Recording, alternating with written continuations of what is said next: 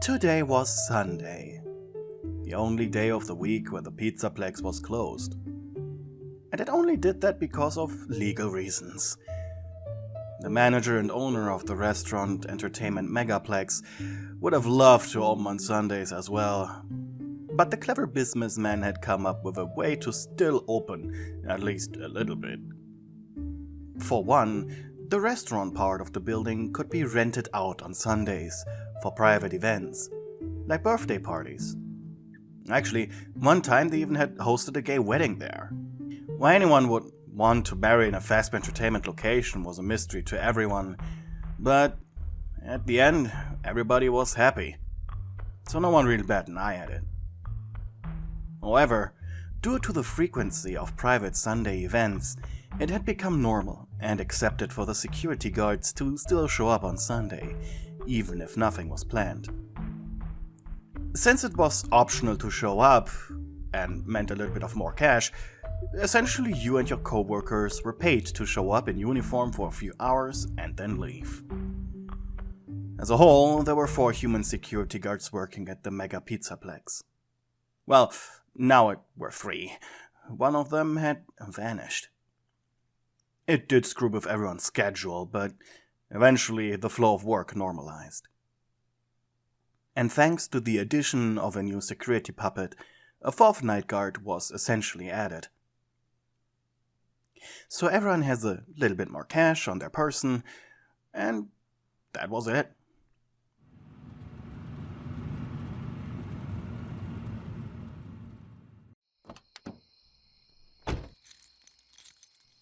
You arrived late in the evening at your job. Since no events were planned this Sunday, you had decided to come here, take a nap, and then do your contractually obligated patrol through the building before going home. Were you lazy? On a Sunday? Yes.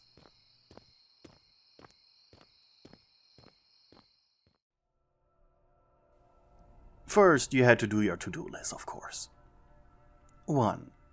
Log into your employee account at any security panel to confirm that your shift was properly attended. 2. Switch your normal clothes with your white night shift uniform in the changing rooms. 3. Pick up your security tablet out of your employee cabinet. Not that you needed it. So first, you went on your normal patrol route.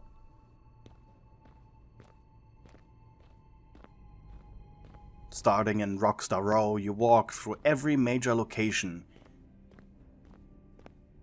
ending at Roxy Raceway.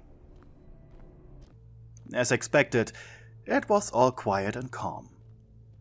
You did bump into a staff bot whose wheel had gotten loose, to which you called the on-duty engineer Kevin, who simply and lazily explained to you how to make the repair yourself, as he was having his Sunday barbecue with his family at home. And that was the extent of excitement for the day. Yawning, you walked into Parsons Services for your nap. Your security guard co-worker Brian had put an air mattress there for lazy employees like you and him. However, as you entered, there was something wrong. It smelled. Carefully you sniffed. It was a good smell, sure. Lavender, just the thing you liked. And then you quickly noticed why. The scent was coming of a ceramic pot. Your mother had one of these. You put a candle into the pot, and on top place a scented wax chip. The heat of the candle would melt the wax on top and make the entire room feel cozy and warm. Lavender, you muttered. A fan was positioned behind the pot, which would explain why the scent had spread so wide.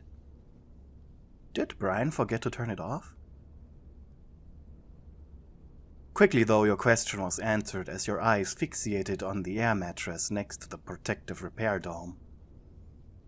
There laid a man in the purple day shift uniform.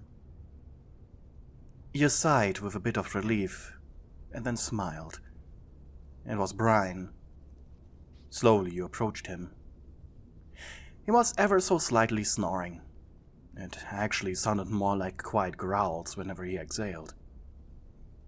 Brian was tall, about 6'3", had long black surfer hair that was barely contained by his uniform's cap, which right now was lying on his face to block out the lights in parts and services. His skin was a milky pale, and despite his the devil may care attitude, he was actually pretty well groomed. He wasn't muscular, but also not skinny.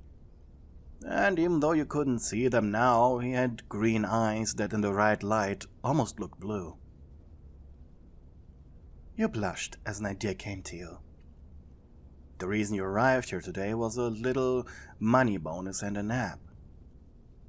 So you sat down on the empty half of the mattress, set up your phone's alarm to go off in about 3 hours, kicked off your shoes, something Brian put up as a rule for the mattress, to which the punishment for breaking was death, as he explained, and lied down next to him. You arched your back and sighed, the smell of lavender making you already pretty drowsy. Your eyes fell shut. Sometime later, Brian felt a weight fall on top of him. At first it was uncomfortable, but not too bad enough for him to bother fully waking up over. At least not until the nondescript weight began to increase its pressure. He sighed internally. The man had been awake for 3 days due to his roommate at home having gotten a new girlfriend. And the two weren't really the quiet type. So he sighed and lifted his cap. Seeing you lying halfway on top of him, a small line of drool coming out of your mouth. Thankfully, it hasn't reached his uniform yet. Unsure of what to do, he booped your nose with his finger. Hey. Another boop, this time on your cheek. Hey. You groaned, finally being awake. Did we fuck? You sighed. Did we fuck? No. You groaned in annoyance. Huh. Really? You bit your lower lip. Brian, we are both still fully clothed. He blinked. Alright. Didn't think of that. For a moment he was quiet and you almost returned to slumber, before he spoke up again. So, what are we doing here?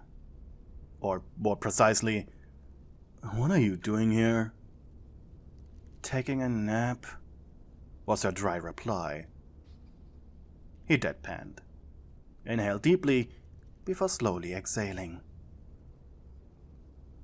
Humming amused, biting his tongue to stop himself from giggling, he raised his hand and began playing with your hair. It didn't hurt you, so you tolerated it. At least, until he said, "Your hair feels like that of my pet cat." You snorted. Didn't know you have a cat? Huh. Her name is Harley. Now guess the name of my roommate's dog. You sighed. Fine. You thought for a moment. Is it Davidson? Brian snorted. Actually, that's way smarter than what we came up with. You shrugged. So, what is it? Spit it out. Mr. J. The dog's name is Mr. J. You furrowed your brows. You know, like the Batman character. Brian chuckled. Like the Batman character. You huffed. And let me guess, you're really proud of that joke. Brian shrugged. I have my moments. You know, this is a one-time chance to know more about you, isn't it? You said, lifting yourself off of him. With a smirk, you pinned him down. his face slowly turning from confusion to a smug smile. "Oh, is it?" he teased. "Yeah. Normally you're almost gone immediately when I arrive. And aren't we supposed to be a big Fazbear family here?" Brian groaned, stretched himself a bit, and looked straight into your eyes. "Well, hit me." Suppressing a blush, you asked, "Why do you work here?" That question had been bugging you ever since you two first met. He didn't seem like the corporate guy.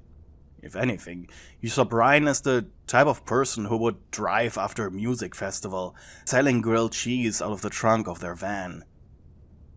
The man smiled. "You serious?" You shrugged in affirmation of the question.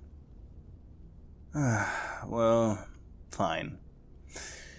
It's because it's such a lazy job. Really laid back."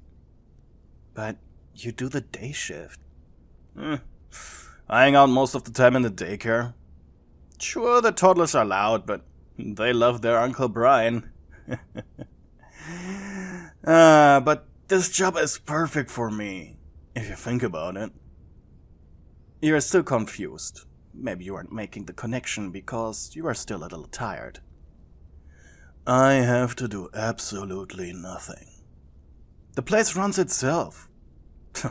I'm happy I have the opportunity to be one of the few humans working here. Sure, dealing with single moms is a nightmare.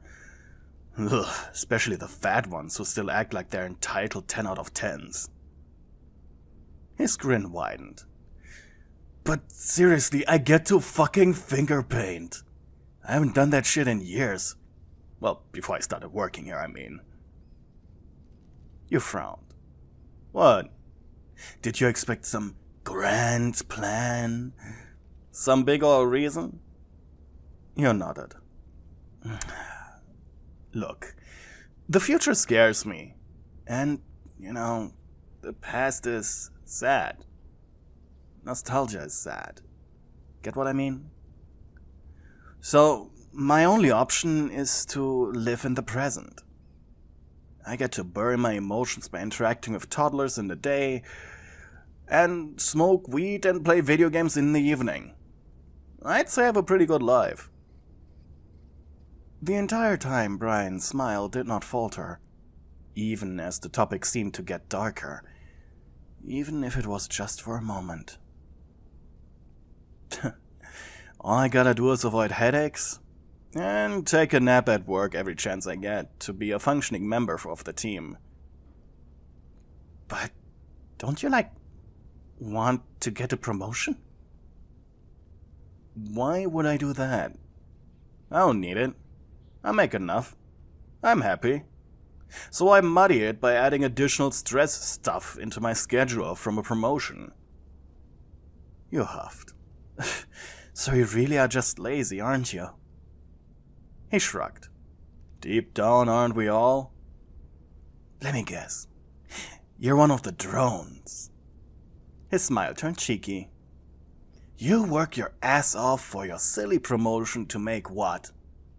$50 a week more in exchange for $100 worth of stress? As I said, the future is scary. People tend to work for their future until they lie down in bed 70 or 80 years older, and then most likely thinking, wow, this is what I worked for. And then they pause, and they're like, wait, I'm too old to actually enjoy what I have now. He looked away for a moment, mentally adding, of course my dad would disagree. Finally, he rolled off of him. I was actually starting to enjoy being your little sub. Something wrong? No, just... You paused. Do you have weed? He snipped his fingers. Hippie stick coming right up. As he began rolling the joint, you sat down on the mattress's edge, feeling bothered and just a slight bit hot. Do you have a girlfriend, Brian? You asked as he crawled closer to you, joint in hand.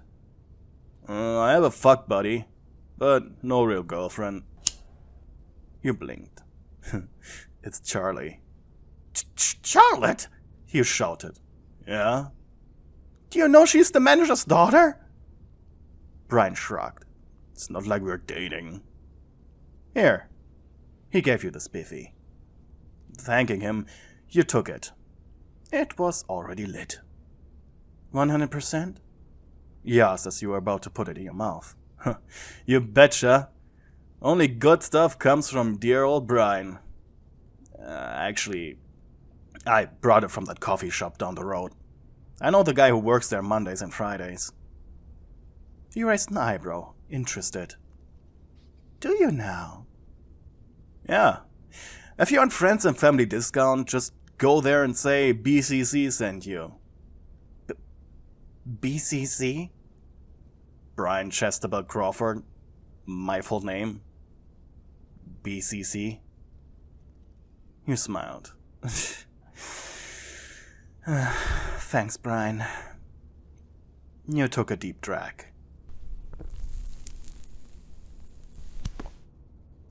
It tasted fruity, with an earthy aftertone. Pretty good, actually. So, what's with that girlfriend talk?